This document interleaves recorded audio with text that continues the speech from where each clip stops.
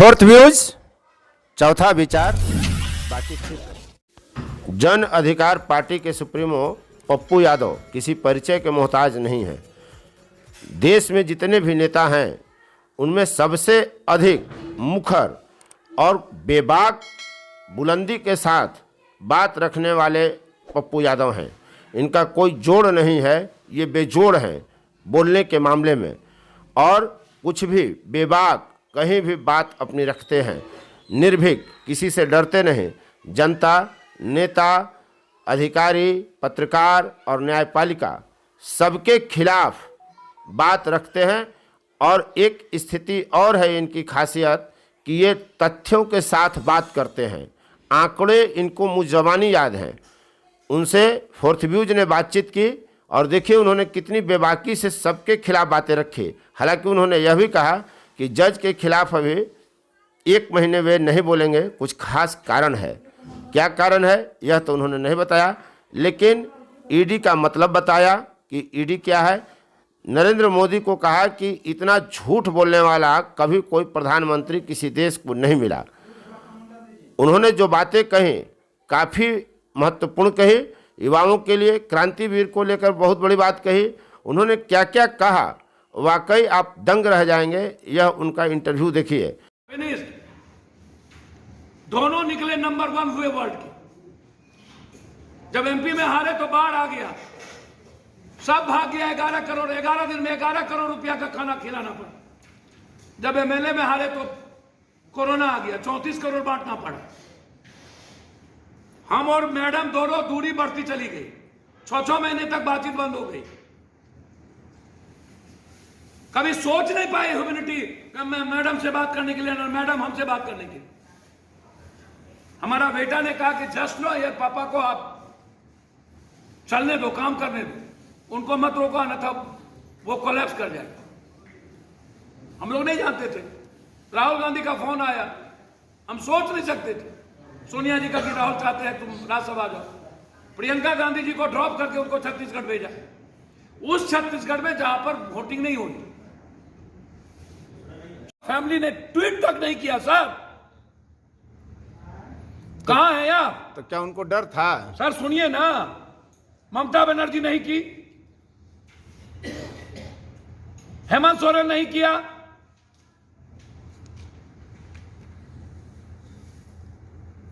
और इतना ही नहीं, सबसे बड़ी बात आप इसको समझिए, जो यहां विपक्ष है बिहार, वो बीजेपी की बी टीम है बिहार में, मतलब राजद। सर ये बात संजय जायसवाल खुद कह चुके हैं कि हमसे भूपेंद्र यादव और नित्यानंद राय से तीनों की बीच बातचीत हुई प्लेन में। मतलब भाजपा की बी टीम है राजद बिहार में। सर यदि 2 बात आप समझिए, जब लालू यादव नीतीश कुमार सरकार बनाने की तैयारी किए तो पहले ईडी की धमकी दे दिया, फिर दूसरी बार सीबीआई अरेस्ट किया।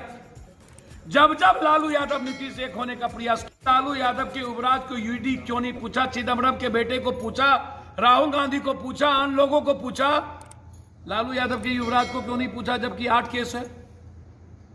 मैं आपसे पूछना चाहूंगा, ईडी का अर्थ आपने बताया। मैं आपसे जो पूछ रहा हूं उसका जवाब दीजिए ना। नहीं, मैं जवाब क्यों दूं?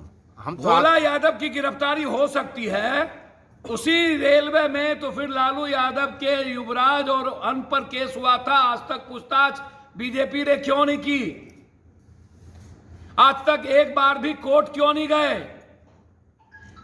बीजेपी और लालू यादव के युवराज के बीच में एक समझौता है कि नीतीश कुमार कभी भी को आप सपोर्ट नहीं करेंगे। जो लालू यादव जी के लिए अनपैरेलल था, उसके युवराज ने लालू यादव की बात नहीं मानी। लालू यादव के बीमार के पीछे उसका फैमिली।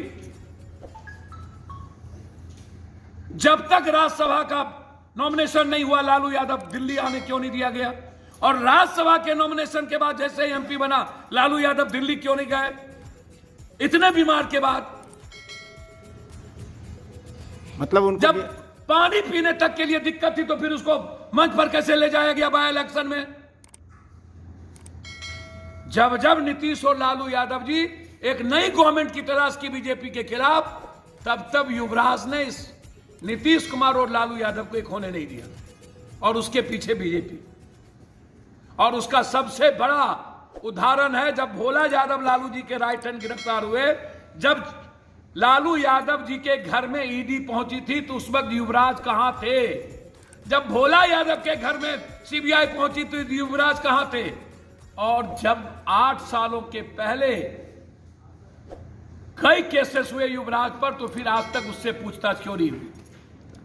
और संजय जायसवाल ने जिस बात को कहा, और खुद युवराज ने इसको एक्सेप्ट किया, नित्यानंद राय मेरे यहां आए थे, संजय ने कहा कि भाजपा और युवराज ने गवर्नमेंट बनाने के लिए भाजपा के साथ समझौता किया था। इस कंट्री का हर विपक्ष ईडी के खौफ से डरा हुआ। उसने कांग्रेस का, जब भी आप याद करिए कि कांग्रेस महंगाई पर सबसे पहले, कांग्रेस और राहुल गांधी 7 जन्म में 700 बार नरेंद्र मोदी पैदा लेगा ना, तब भी नहीं डरेगा। और ईडी के खिलाफ, जब ईडी के खिलाफ राहुल गांधी और विपक्ष नहीं एक हुए हैं, पत्रकार जी थोड़ा सा पढ़ लीजिए। गडकरी राजनाथ सिंह ने कहा एकात्मवाद का सत्ता है, यह सत्ता डेमोक्रेसी के लिए खतरा है। गांधी का सत्ता नहीं है, भारत एस्टेब्लिश्ड नहीं है, विकास की बात नहीं होती है, सिर्फ सत्ता के लिए डेमोक्रेसी खतरे में है। यह बात गडकरी ने कहा कि मुझे राजनीति करने की अब कोई दिलचस्पी नहीं रही। दूसरी बात राजनाथ सिंह ने कहा। और तीसरा अंतिम, India chief justice of India ने राजस्थान में कहा कि जिस कंट्री का विपक्ष कमजोर हो जाए वह कंट्री कोलैप्स कर जाता है, वह कंट्री नहीं बचता है। विपक्ष को मजबूत रखना चाहिए और विपक्ष को मजबूत करना चाहिए। पहला नरेंद्र मोदी है जिसको बदले की भावना से सोनिया गांधी ने कभी कार्रवाई नहीं की थी अमित शाह और इसको, उसके बावजूद जिस तरीके से नरेंद्र भाई मोदी और अमित शाह ने जितने बदले की भावना से ईडी और गुंडई का काम कर रहा है दुनिया में, या इंडिया डेमोक्रेसी के लिए खतरा बन चुका है। और जब तक ईगो क्लैश खत्म करके सारा विपक्ष एक नहीं हुआ, महंगाई इतने दिन हो गई, 7 तारीख को वो प्रदर्शन करेंगे, लगातार हम लोग का प्रदर्शन।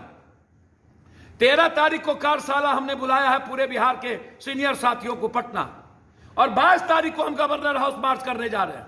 17 तारीख से निकलेंगे बिहार और भारत की स्थिति पर हम बगहा से। 23 तारीख को, 29, 30, 31 तारीख को पूरे 400 साथी के साथ 3 दिन हम एक जगह बैठ के इस हिंदुस्तान को कैसे बचाया जाए इस पर चर्चा करेंगे। तो ये आप बोध गया, ये 29, 30, 31 और 22 तारीख को गवर्नर हाउस मार्च हम लोग करेंगे। इसके लिए तो आपको कोई रोक नहीं रहा है, लड़ेंगे, लड़ रहे। तो जब आपको कोई नहीं रोक रहा तो विपक्ष को कोई मजबूत क्यों करेगा? सत्ता पक्ष तो नहीं चाहेगा कि हम विपक्ष को मजबूत करें। कांग्रेस तो डेली लात खा रही है ना, मार खा रही है ना, आज भी सब जेल हिरासत में है ना। सबसे ज्यादा कांग्रेस और राहुल गांधी का डर नरेंद्र मोदी को क्यों? सुबह से शाम राहुल सोनिया क्यों? मुख्य विपक्षी दल है शायद। सर, मुख्य विपक्षी दल को तो लोग सम्मान के साथ माथे पर रखता है।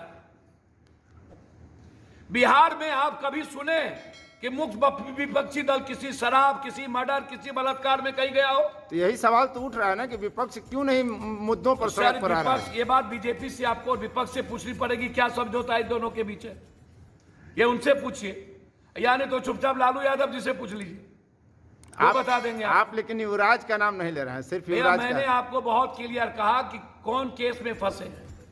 ईडी इतने दिनों के बाद लालू यादव के घर क्यों गए? सीबीआई क्यों भोला यादव को इतने दिनों के बाद गिरफ्तार की? आपने अभी कहा कि ईडी मतलब एंड ऑफ डेमोक्रेसी। हाँ। तो सवाल ये उठता है कि ईडी का कानून कांग्रेस ने लाया था और सुप्रीम कोर्ट ने उसके 200 मामले गए थे और सुप्रीम कोर्ट ने कहा कि सही है, अधिकार जो ईडी को है वो सही है। सुप्रीम कोर्ट ने यह बात नहीं, उन्होंने कहा अधिकार सही है। हाँ। मैं आपको बता दूं बहुत क्लियर, ईडी के कानून को मैंने आपको कहा कि एंटी टेररिस्ट इकोनॉमिक्स ऑफेंस को रोकना और ड्रग्स इकोनॉमिकल ऑफेंस को चैलेंज करना, ये 2 कानून के लिए ईडी को लाया गया था। ईडी का मतलब सत्ता पक्ष में क्या सारे लोग दूध के धुले हैं, शरद पवार जी के भतीजे आए, केस खत्म हुआ। इंटायर एमपी मंत्री आए, केस खत्म हुआ। मतलब जो बीजेपी में चले जाओ गंगा का धुला हुआ, लेकिन जो बीजेपी के बाहर हो वो। लेकिन जनता का यह भी कहना है कि अगर बदले के तहत ही कार्रवाई हो रही है तो होनी चाहिए। जब विपक्ष आएगी सत्ता में और भाजपा विपक्ष में बैठेगी तो सत्ता में तब जो बैठेंगे वो कार्रवाई करें। मैं आपको बहुत क्लियर बता दूं, पैसा तो सत्ता वाले नहीं रख रहे हैं। सर मैं आपको एक बात क्लियर बता दूं, तो सत्ता पक्ष के पास ही ना पैसा है जी। सबसे ज्यादा बीजेपी के अकाउंट में पैसा गया ना। पैसा वही रख रख के पकड़वा दे रही है। सर पैसा रख रख के कहां पर पैसा पकड़वा दी? बंगाल में तो पकड़ाया सर, बंगाल में पकड़ा है तो वहां ईडी की बात कहां हुई? क्या बात आप कर रहे हो? शिवसेना के पास, कांग्रेस के पास, किसके पास पैसा पकड़ा गया? सर अभी जो पैसा बीजेपी कांग्रेस के एमएलए को 10-10 करोड़ रुपया दिया वो आया सामने ना, और केस हुआ ना मुख्यमंत्री पर, बिस्वा पर। आपने कहा कि विधायक और सत्ता बदली जा रही है, भाजपा प्रयास कर रही है पैसा खर्च करके सत्ता बदलने का। बदला, ठीक है, तो सुनिए ना, मध्य प्रदेश बदला। तो दोष सर विधायक और एमपी का भी तो है। हम जिसे चुन रहे हैं वो पैसा पर बिक रहा है। सर समझ में नहीं आता, जब 300 करोड़ रुपया में आप पूरा का पूरा हमारी जिंदगी खरीदोगे, 200 करोड़ रुपया में, और 33,000 करोड़ रुपया दे करके पूरा दल तोड़ोगे। यही बात तो कल सुप्रीम कोर्ट ने कहा कि विधायक पार्टी के प्रति जिम्मेदार क्यों नहीं। मतलब विधायक एमपी बिक जाए इसके लिए वो जिम्मेदार नहीं है? एकदम जिम्मेदार। हम लोग तो जानवर की तरह बिकने वाले बैठे हुए हैं। नहीं, आप पर तो बिकने का आरोप कभी नहीं लगा है। छोड़िए ना, हम लोग सबकी बात मैं कर रहा हूं। सत्ता पक्ष, मैं जानना चाहता हूं कि 8 सालों में नंबर 1 to 5 के बीच में अदानी कैसे आया? पत्रकार जी, बीजीआईट मत बनिए, बीजेपी मत बनिए। 33,000 करोड़ रुपया अनिल अंबानी को राफेल खरीदने के लिए नरेंद्र मोदी क्यों दिया? तीसरी चीज, नरेंद्र मोदी ने जिन जिन बातों को हिंदुस्तान में कही उसका सारा उल्टा क्यों? स्विस बैंक का पैसा क्यों नहीं आया? काला धन कहां गए? डॉलर कहां गया? किसान के उत्पादन का क्या हुआ? जीएसटी क्यों? 7% महंगाई क्यों? नौकरी 2 करोड़ कहां गई? तमाम एजुकेशन और हेल्थ कोलैप्स क्यों किया? तमाम सवालों के बीच जनता क्या करे? ऊपर क्यों गए? जनता क्या करे ये बताइए जी। जनता अब क्या करेगी इन तमाम? जनता से बढ़कर कोई कायर और कमजोर है? सबसे ज्यादा तो जनता ही जात पात हिंदू मियाँ करती है, और पैसे पर, अब भगवान पर भर दिन भोर से लेके भैरव, अकाली या दुर्गा, भोला बाबा, आदमी की पूजा नहीं होती है, खाली भगवाने का पूजा होता है। तो व्यवस्था कैसे बदलेगी? जनता दोषी है, नेता दोषी है, व्यवस्था न्यायपालिका भ्रष्ट है, तो कैसे व्यवस्था बदलेगी? आज भी हिंदुस्तान में विपक्ष की ताकत और विपक्ष का वोट सबसे ज्यादा है। नरेंद्र मोदी के पास पैसा का खरीदा हुआ बीजेपी के पास वोट है। तो सत्ता न बदलेगी, व्यवस्था तो नहीं बदलेगी। इस बार नरेंद्र मोदी 10 लाख हजार लगभग करोड़ खर्च किया था लोकसभा में, और हर जिले में 4 करोड़ का मकान बना दिया बीजेपी का। यह पैसा कहां से लाई बीजेपी? पार्टी कार्यालय पर आप सवाल उठा रहे हैं। भैया तो वही तो कर रहे हैं, तो कहां से लाई? कर्नाटक की सरकार कैसे बदली? मध्य प्रदेश की सरकार कैसे बदली? महाराष्ट्र की सरकार कैसे बदली? झारखंड में सरकार तोड़ने के लिए पैसा कहां से आया? सबसे ज्यादा सीबीआई और ईडी की जांच तो सत्ता पक्ष की होगी ना, और जो विपक्ष चोर है उसको करिए। तो जो सत्ता में है वो तो अपने खिलाफ कार्रवाई करती नहीं है, कभी इतिहास में रहा है। हो गया तो विपक्ष को जबरदस्ती डराइएगा आप कि मत बोलो। जो बीजेपी के खिलाफ बोलेगी उस पर ईडी, जो भी बीजेपी के खिलाफ बोलेगी उस पर सीबीआई। अच्छा, बीजेपी के पास ऐसा कौन सा मशीन है कि विपक्ष के बेईमान वहां जाते हैं तो दूध के धुला हो जाते हैं? जी, भाजपा के पास ऐसी कौन सी मशीन है जहां विपक्ष के चोर बेईमान जाकर के और साफ हो जाते हैं, आप जैसा कह रहे हैं? कॉर्पोरेट वाली मशीन है। पत्रकार, अच्छा, पत्रकार का सीनियर हाउस, मीडिया ट्रायल, भोरे से शाम हिंदू मियाँ, हिंदू मियाँ हिंदू मियाँ हिंदू मियाँ हिंदू मियाँ हिंदू मियाँ हिंदू मियाँ। पत्रकार जी, मुगल 500 साल राज किए, हिंदुस्तान का एक बाल बांका कर पाया था? औकात थी उसकी? अंग्रेज इतना 100 साल राज करके गए, उसकी बाप भारत का एक चमड़ी टेढ़ा कर पाया था? और जब दुनिया सोशल मीडिया, एक दलित को आप नाक नहीं उखाड़ सकते, एक किसी जाति को आप गाली नहीं दे सकते हो, वहां सबसे ज्यादा हिंदू मियां का डर ही भाजपा और आरएसएस को है। जब मुगल नहीं कुछ कर पा सका इंडिया में, जब अंग्रेज इंडिया को कुछ नहीं कर पाया, ना कोई क्रिश्चियनाइज कंट्री होगी अब, ना इस्लामिक कंट्री होगी अब, ना हिंदू कंट्री होगी अब, ना सिखिज्म में स्टेट होगा अब, किसी भी कीमत पे नहीं। फिर यह हिंदू मुसलमान सुबह से शाम क्यों करता है? अपनी गंदगी, अपने बुराई, अपने पाप को छुपाने के लिए। मीडिया पर तो सुप्रीम कोर्ट में भी सवाल उठा, तो क्यों नहीं डिबेट पर रोक लगना चाहिए? क्या उसका रास्ता क्या है? सर, आरोप प्रत्यारोप अलग है, रास्ता क्या होगा? सर, सब के सब पैसा सरकार के द्वारा, सारी मीडिया को पैसा, तो सब तो खरीदेंगे, बिकेंगे लोग, लेकिन रास्ता कैसे निकलेगा कि आम जनता का कुछ कल्याण हो? सोशल मीडिया है जिसके चलते कुछ चीज जिंदा है, बस ये आप इतने समझ। देश में कानून बनना चाहिए मीडिया के खिलाफ। कुछ चीजों को फ्रीडम जरूरी है, लेकिन उसकी बैरियर नियंत्रण मीडिया होना के चाहिए। खिलाफ कानून नहीं बनना चाहिए, लेकिन नियंत्रण होना चाहिए। बिल्कुल। टीवी डिबेट, खासकर सांप्रदायिक मुद्दों पर डिबेट पर रोक लगनी नहीं चाहिए। नहीं नहीं नहीं, जाति, धर्म और मजहब, दोनों पर रोक लगना चाहिए, जाति और धर्म। और जो आदमी जाति धर्म के आड़ में नेता बनता है, उसको चुनाव लड़ने से रोक देना चाहिए और सरकारी सुविधा से वंचित कर देना चाहिए। तो निर्वाचन आयोग तो कई मुद्दों पे हाथ खड़ा कर देती है कि मेरा काम नहीं है, ऐसा कर ही नहीं सकता, हम भैया, अधिकारी जब नहीं है। गवर्नमेंट तय करेगी, किसी राजपूत को, किसी यादव को काट के आइएगा, नेता बन जाइएगा, कहेगा हम एमएलए हो गए। किसी बाभन को करिएगा, कहेगा एमएलए हो गए।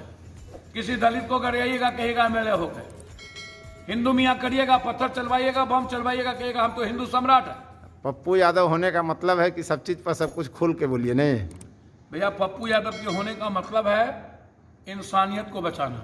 तो दूसरे नेता क्यों नहीं पप्पू यादव हो रहे हैं जी? दूसरे यादव क्यों नहीं पप्पू यादव की तरह बोल्ड? सर, धन्यवाद, प्रणाम। उम्मीद है आपको यह वीडियो जरूर पसंद आया होगा। यदि आप इस चैनल पर नए हैं तो चैनल को सब्सक्राइब करें, शेयर करें, लाइक करें और कमेंट करें, ताकि आपकी आवाज़ को बुलंदी मिल सके। फोर्थ व्यूज हमेशा आपके साथ है, आपकी आवाज़ को बुलंदी तक पहुंचाने का प्रयास करता रहेगा फोर्थ व्यूज। धन्यवाद। फोर्थ व्यूज, चौथा विचार।